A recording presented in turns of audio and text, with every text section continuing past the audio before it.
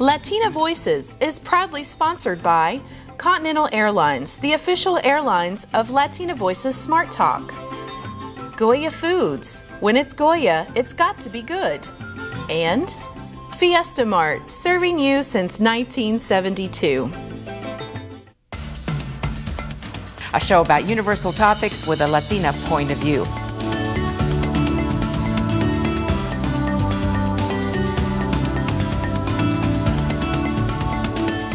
Stay smart. Today on Latina Voices Smart Talk, two authors, two great messages. DODIE Osteen, the rock behind the internationally known Lakewood Church, and her message about family, Joel, and surviving cancer. We visit the Megachurch and one of its great leaders. And Minette Dorsey, former journalist and now author, writes about her father's hand at the outset of the civil rights movement. A man way ahead of his time. Hello, everyone. I'm Minerva Perez, the executive producer of Latina Voices Smart Talk, a show about universal topics with a Latina point of view. And joining me are my co-host, Texas super lawyer Sofia Adrogué, and our guest host today, former Telemundo national correspondent and HTV programming director, Mariana Oyanguren. Ladies, welcome. Good to have you here. It's time for a little Smart Talk. Absolutely. And I want to start with a book that I've been reading by DODIE Osteen, and we're going to be talking to her a little bit later. Yes. She's a fascinating woman. It tells the story of when she was diagnosed with liver cancer, metastatic liver cancer, and was given 3 weeks to live. Wow. And using her faith, mostly her faith, and praying and Bible verses, that's what the book is about, really. It's about her experience with cancer and how she was healed of cancer because of her faith. It's an amazing little story, and we're going to talk about this with her a little bit later in the program. Well, that sounds incredibly inspiring, as was the book I read by Minette Patrick Dorsey, Speak Truth to Power. The story of her father, Charles Patrick.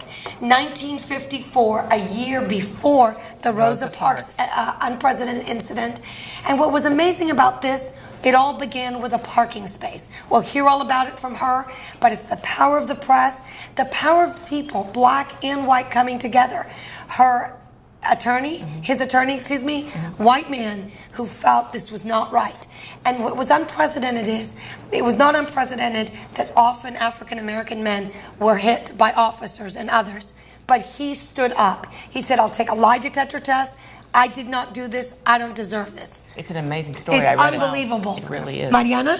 Well, basically, with the anniversary of Martin Luther King, Yes. you get all these different aspects of civil rights, especially, with all this movement going on. No, there's no I'm doubt. very interested in hearing I think about the it. struggle continues. The struggle absolutely The continues, struggle but it also continues, shows... and not just for African Americans, but Latinos right now Well, are under attack. And also for Middle Easterns, quite frankly, but what it does teach you, and I like about this message of one gentleman, Charles Patrick, that it takes one person to rise up, to decide, you know what, I don't need to take this. I should have the luxury of that parking space.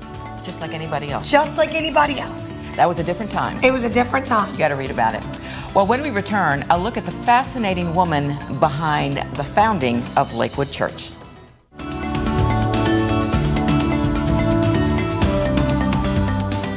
Joel Osteen is synonymous with Lakewood Church, but the real power behind the original Lakewood pulpit, if you will, is his mother and co-founder of one of the biggest mega churches in the world, DODIE Osteen. She, with her late husband, John Osteen, started this small, humble house of worship more than 50 years ago, Mother's Day, 1959. Lakewood began in an abandoned feed store, and the rest is history. Today, Lakewood has the biggest congregation in the U.S., but besides the phenomenal growth of Lakewood, DODIE is a cancer survivor, having been miraculously healed of metastatic liver cancer in 1981, and has started a ministry to pray for the sick. And while her son Joel has taken the church to new heights in terms of worldwide outreach, it's DODIE who is still ministering on a daily basis and helping others whenever and wherever she can. Let's take a look at her work today. My mother was in the hospital for 21 days. She only weighed 89 pounds. She was as yellow as could be. I couldn't believe it. I hardly recognized my own mother. But Mother, come up here. I don't want to tell you the whole story. I want my mother to tell you what happened to her many years ago. Praise the Lord. I want to thank the Lord Jesus for His goodness and His mercy and His compassion and His love and for His healing power. Well, I'm just here as Joel's mother. I do the funerals. I have a man that helps me with that. I do some weddings. I have a monthly healing service. I have every quarter a healing service for special needs children. I'm having one next Monday night. Then you mentioned your friend. I have drive-by healing services sometime where you drove in on Timmons. I go out and stand there and they drive up in their cars and I get in the cars and pray with them. They're too sick to come in the church, so I pray with them there. I love it. Absolutely love it. Did you ever think that it would come to this? Never in my life, but I sure am glad it did. It's the most amazing thing. I think John is jumping up and down in heaven. I think he would love to have come here to preach. And one day he told me, he said, someday, sweetheart, I'll preach at the Dome. Well, that never happened, but look at this. I used to sit up there and watch the carnivals and everything. Joel sat back there, he had his first date with Victoria, back there with the Rockets. He had seasons tickets, yes. But it's just beyond, but it's God's favor. We started Lakewood Church, and it was named after the subdivision out where we were, Northeast Houston, Lakewood. People wonder why it's got that name, so we just carried the name over.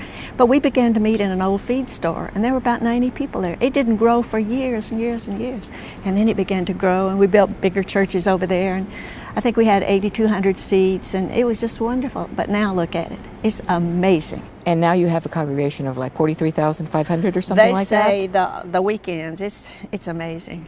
Plus, we have not only these, but about 5,000 children in other places. It's amazing.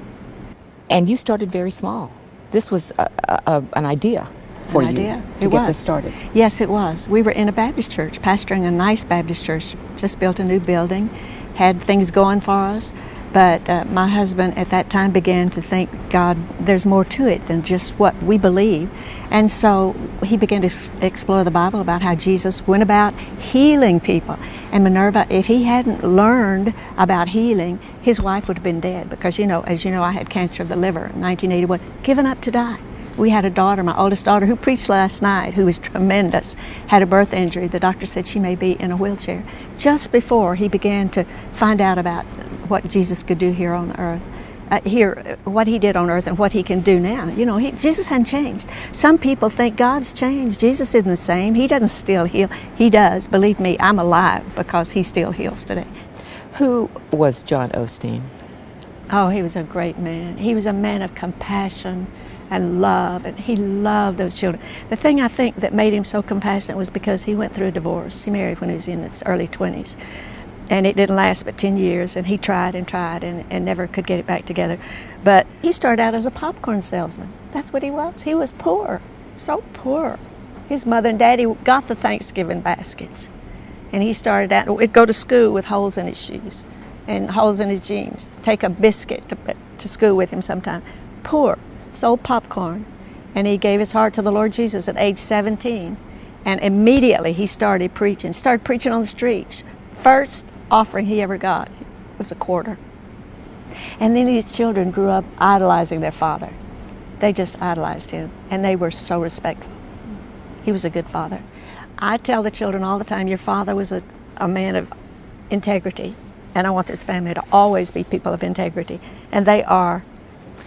You've written books about Healed of Cancer. Yes. It's obviously for cancer victims or cancer patients. What's your message in this book? My message is, just like Joel says, there's hope. They gave me up to die in 1981, a few weeks to live, Christmas time. December 10th is when I was in the hospital, when they gave me the news. December 10th? I mean, that's a few days till Christmas. The children already had gotten me gifts and everything. A few weeks to live, you think about that. But just because you are given a few weeks to live or have a sentence to die doesn't mean that you will. If you just seek God and seek His face, God says, if you press on to know me, then I'll come, just as it says in Hosea. Then just as the summer rains come, I'll meet you. If you press on, just like the sun comes up in the morning, there's hope for you if you press on. And this book is obviously a big message to people who are stricken with cancer, yes, just like you were. It doesn't have to be cancer. It's got a lot of good healing scriptures in it for any disease, but especially because I had cancer. That's where my heart is, to help cancer patients to know there is help. Oh, my Father, restore health unto her, and heal her of her wounds, my Father. Tell me about your drive-by ministry. I was putting my makeup on, and Jesus spoke to my heart, not audibly, but she said, I want you to have a healing service for people too sick to come to church. I thought, how do I do this, Jesus? I don't know anything about it. And he just gave me an idea. Well, you just go out to their cars and get in their cars and pray for them, whatever, if there's room. Sometimes they're filled up. I can't get in, but I sit on the running board. If there's a running board, sit down on the front floor there. But anyway, I did it, but that was in December. They spoke to me, so I planned it the next week or two. It was cold. I mean, cold. It was drizzly. I had on a coat and I had on gloves, and I went out there and I thought, oh, Jesus, this isn't the right time of year. Only 8 cars that day. And I thought, but I obeyed him. That's the main thing. You obey God. When he tells you to do something, you obey him. So I prayed for those 8 people. Whether they lived or died, I don't know. I did what God told me to do. One man, it was funny to me because if you're an animal lover, that's good. I'm not an animal lover. But he said, my baby's in the back seat. Would you pray? So I climbed in the back seat. Big old dog. I said, oh, my goodness. Is this your baby? He said, yes, that's my baby. But to him, it was serious.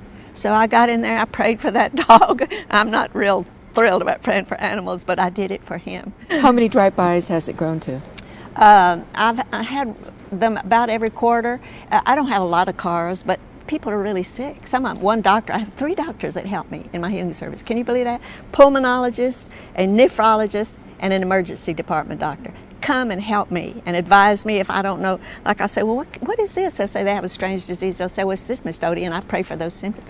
But anyway, they said, Miss DODIE, you have to remember some of these people are too sick to get in a car and come. So that's true. But I think the last one we had, 21 cars came. Wow. To me, that was good after 8. Yeah, when you started small. Yeah, when I started small. It'd probably never grow to thousands, but that's all right. Sure. I don't care. It's just as long as one comes Minerva, if they're helped, that's all I care about.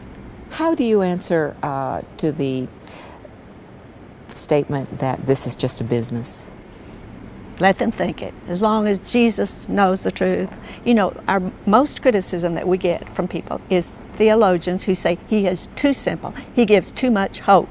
I say, thank God he gives hope. And do you know, Joel will not listen to criticism. I mean, I'd want to fight for him if they said it to me. I used to want to fight for John if they'd say anything about him. But he wouldn't answer them. The Bible says just turn your cheek, just keep on going. God will take care of it. I don't know what you may be facing tonight. Maybe not be a physical healing, but maybe it's something in your finances or your marriage. But we just want you to get your hopes up. People give me a hard time sometimes. They say, Joel, you're just encouraging everybody. You're always trying to get their hopes up. But listen, you can't have faith if you don't first have hope. We never even knew that Joel could preach. That's what's so amazing. He never preached but one time before John's death. And he just ran with the ball, I'm telling you. It's been amazing. And he's getting so mature, just growing so much. His sermons are just outstanding. They're masterpieces. I see a lot of Kleenex boxes scattered around the chapel here, or the sanctuary as you call it. They're all over. Why? Mainly because of me. No, because of Joel. He cries nearly every service, but he edits it out. Really? When he starts talking about hurting people, he cries. All the people here that are with me, they'll know.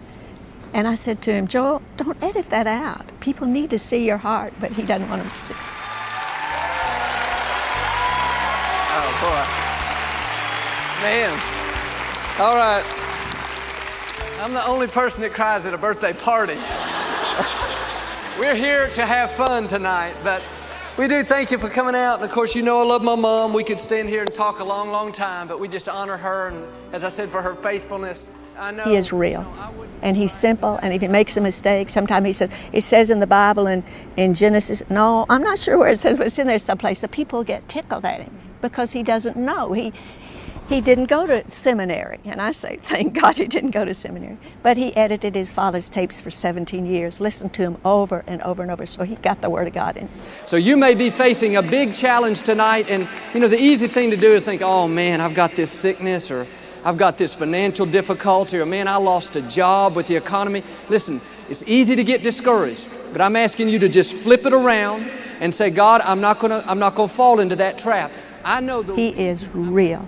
I mean, for instance, the other day we were at an event and he was there early. They hadn't opened the doors yet and they're always packed. There were 1,000 people standing out line trying to get in Nashville. I believe it was Nashville. I think it was. Trying to get in, but the doors had not been opened. Joel said, let's go greet the people. He went down the line and shook hands with every person in that line. Don't ever give up. Keep hoping on in faith. And your outreach is global now through your television ministry. It is, all over the world. It was like that when John was here, but now much more so. Wow. How do you deal with something so big and so phenomenal? Well, you just ask Jesus to give you wisdom every day. And we have wonderful people that help us. I told you my older son has come to help his little brother. And we have wonderful associate pastors. And so it runs very smoothly. You'd be surprised at how smoothly it runs. Because our staff is joined in spirit with us. They love working here. They love it. Joel stays in. He doesn't have an office here at the church. He has an office at home. He studies Wednesdays, Thursdays, and Fridays, and then Saturdays he studies some, gets ready for the weekend. So we've just got it made. We go out once a month on events, and it's just wonderful. So he was just in Israel. They were in London, and we were in Ireland, and I was in London 3 or 4 years ago. But anyway, it's wonderful how people want him. Thank you. I am absolutely overwhelmed at this night. I didn't expect anything. I think I'm the most blessed mother in the world. I have 5 children, all of them in the ministry. I must be the most blessed mother in the world. So where do you go from here, Dodie? I just keep on doing what Jesus told me to do. I have an assignment. You know, I'm 77. I plan to keep on living. When I went home from the hospital and John prayed for me the day after I got out of the hospital, I weighed 89 pounds, Minerva. I was jaundiced, my eyes were jaundiced, my skin was jaundiced, my clothes wouldn't fit. And my youngest daughter, April, said my mother looked like she was 92 years old. So back then, when it looked so grim, like I was dying, I said, God, would you give me an extra 25 or 30 years? I just got that out of my, picked it out of my head. And so then about 5 or 6 years ago, I remember the 25 years was up. I said, Jesus, let's negotiate. I need to add some years. So I added another 15 or 20. So I asked Jesus to let me live into at least 90s, or until the Bible says he will satisfy you with long life. So when I'm satisfied, then I'll say, Jesus, I'm ready to go home. And you're not satisfied yet? I'm not satisfied. I've still got a lot to do. And what are you going to do? What do you need to do? What I need to do, keep on praying for sick people, keep on loving them, keep on loving these young pastors like Joel that are coming up, the pastors' wives, and just doing what Jesus tells me. Life is exciting, something new every day. Just a lovely lady and so professional and still using her faith to help so many people in the community. And her community is worldwide. So it's just a fascinating story of the start of Lakewood Church and where it's gone today. What a life well lived. Oh my gosh. There's a comment right here that says, since 1999, Lakewood's commitment to community outreach continues to increase, and its international media broadcast has expanded into 200 million households across the United States. That watch amazing. It is amazing. That's almost half that population. I know. We'll take a break and be right back.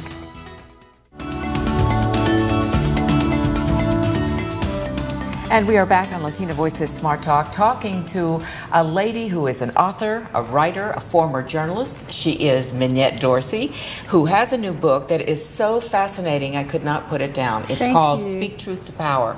And we are so glad you are here to tell us about it. It is a pleasure to be here. It took quite a while, a long while, I guess, to write it because it took so much research. But it's basically the story of my father, Charles Patrick, who in 1954 did something that was very unusual and courageous, and it was a very, I guess, a renowned thing at the time. But then it got buried over the decades, and so I sort of used my journalism research skills and brought it back out. Tell us his story. What happened to him? Well, in 1954, he was out shopping with my brother, and he got into a little verbal... For gifts for your family. Yeah, he was looking... A Boy Scout uniform That's exactly right. for my brother, and got into a little verbal altercation over parking space with a woman whose husband was a police officer. And he let her have the space and went on and found another one, but that night he was arrested for disorderly conduct and put in jail. And then her husband showed up at the jail with his partner, and they physically assaulted him really, really badly, nearly killed him. And at that time, it happened all the time in the Birmingham jail, but what made this a different situation was that he decided to just, when he got to court and the judge would say, what happened to you, why you have all the bruises, and he decided to tell the truth. And he pointed out the officers, they beat me.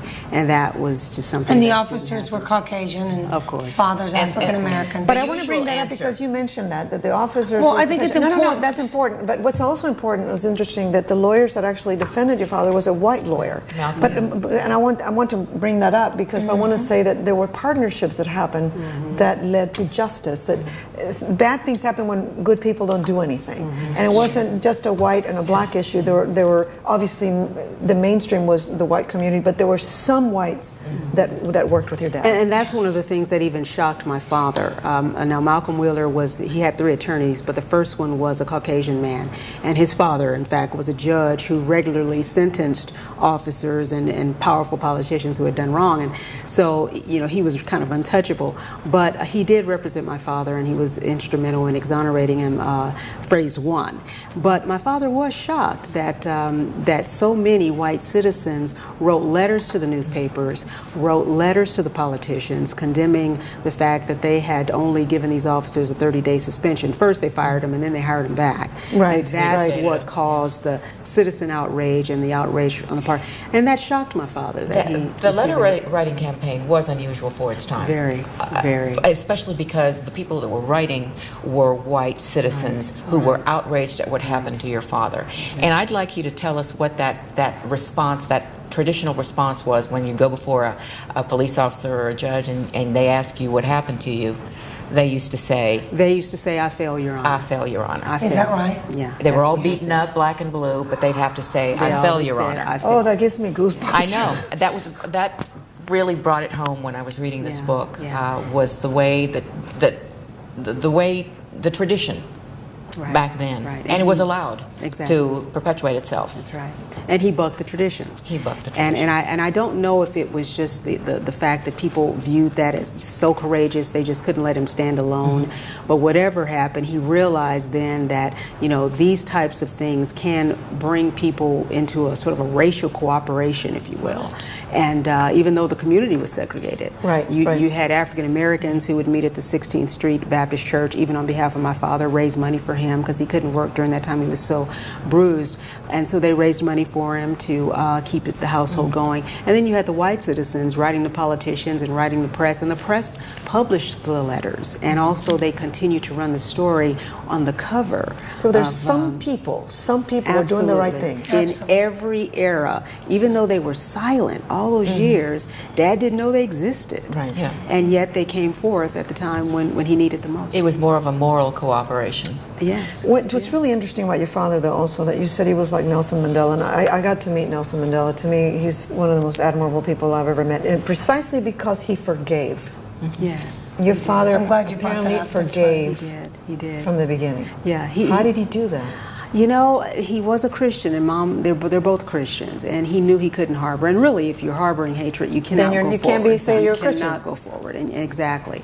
So he did forgive, and because of that, the way we were raised, we were never raised to be disrespectful to officers, and we didn't hear, from him tons of slander and anything against officers. So because he forgave, he was able to raise us in the way that he should have.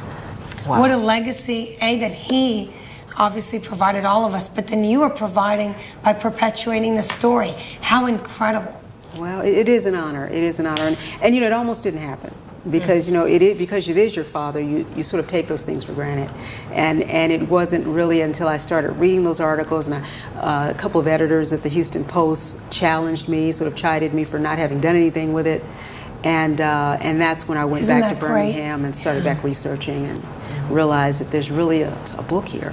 It took you 15 years to dig it all up. Off and on, because in the mid-'90s when I was at the paper, that's when I started it. But then when I started working for the city, those years, I just, once you're working in politics, it sort of consumes you. Sure. And I really couldn't get it off the ground. So it really was like 2002 when I started teaching journalism that I was able to go back during the summers and start researching and writing. Your father lives today. He does. He's tell about that. What did he say when you handed him the work product of his life that's affecting so many? I can only imagine. He was probably very critical, right? Like every father. Exactly. Well, I think I don't did like it. This page. Yeah, and I think I did it when there was a commercial on. so he might have looked at it. Oh, that's funny. Very handsome man, by the way. Oh, thank you. Very handsome man. We'll show this picture. He kept saying he wanted to see it in libraries and schools. Well, you know what? Tell him, please, I'm starting that. And I actually am, as I said to you, my 10-year-old, she will read it, as will my high schooler. We'll start spreading the word. Well, thank you. Absolutely. Yes. Really. It's an easy read. That's right. It just flowed out. I was very touched by your story, and we want to thank you so much. Thank you so much for joining us. We will spread the word. Thank you for having me. Thank you very much. And give a hug to your daddy. Of course. Absolutely. For all of us. Thank you. Of course. And Latina Voices will be right back.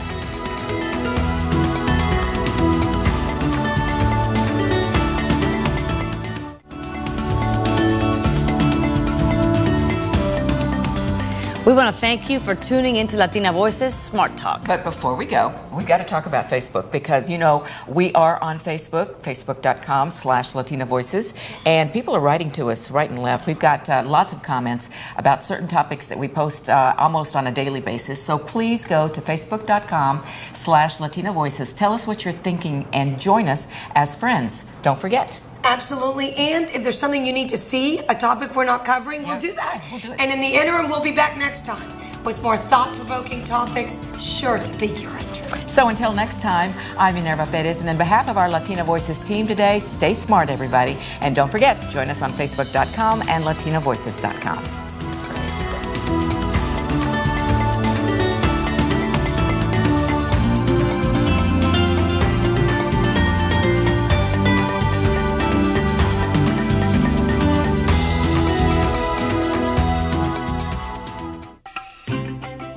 Latina Voices is proudly sponsored by Continental Airlines, the official airlines of Latina Voices Smart Talk. Goya Foods. When it's Goya, it's got to be good. And Fiesta Mart, serving you since 1972.